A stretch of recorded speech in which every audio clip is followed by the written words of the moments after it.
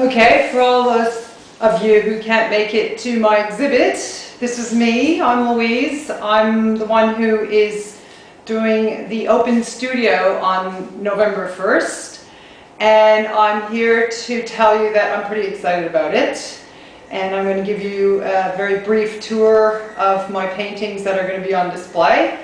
And for those of you who are seeing this video and can make it, well, you're getting a sneak preview, but hopefully you can come along for the exhibition as well. My paintings depict the story of living in Australia from a Canadian's point of view, because all the while I lived in Canada, I painted very picturesque pieces that were very meadow-like, fairy tale-like, very colorful.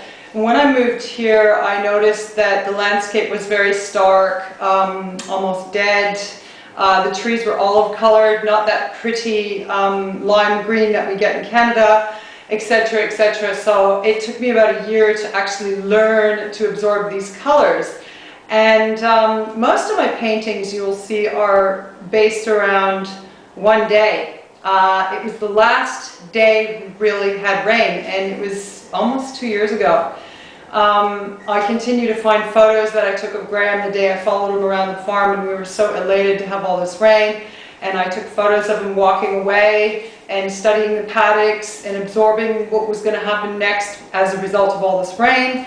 And this is basically what my experience in Australia as a painter is mostly around, in rural Australia. Otherwise, I do paint city landscapes and other scenes. My style is varied incredibly. I don't tend to use the same painting style, and I don't tend to use the same subject matter. So you will notice galleries don't like it. I don't care, that's me. You'll notice quite a variety in my style, except for my watercolors. You normally can tell my watercolors are done by me. So here is my quick tour.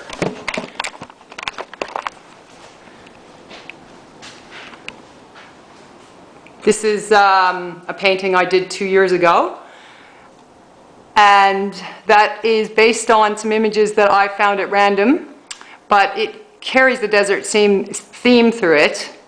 And then these are my watercolors and pencil sketches of around here. It's all around this farm. Every single one of these pictures, except for these two, these are of the Pental floodway. And this again is here. We're waiting for another painting to come in, and I should actually, I should be filming this with the other painting, but hey, you know, you'll see it soon. This is Graham walking away, definitely around this farm. And everything except for the lower left-hand picture of the gate is around here. This is Graham walking toward the shed to visit me at night. And that one is a tribute to the Aboriginal people of Australia. It's called Cosmic Dancer. And this is part of the same series. I'm stubbing my toe as I walk into a chair. And then we get into my city landscapes. There's Carolyn walking down the street in Toronto. And then this one was in Ackland Street in Melbourne. And there is one of my first pictures of the Mallee. Totally different style, as you can see. Confuses the hell out of gallery owners. And there's Crazy. He's a friend of ours drinking his Victoria Bitter.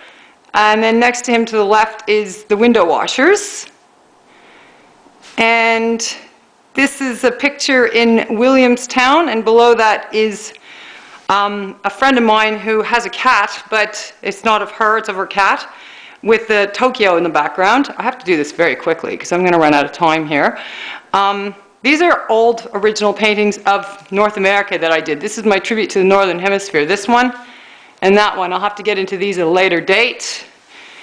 And this is the Pental Dray, one of my famous pieces. And this was another one based around that one rainy day, like the first watercolors and pencil sketches you saw. Again, this one as well. They all have titles. You will see them when you look at each individual still shot. And Shona said she would be here, and there she is, beautiful girl.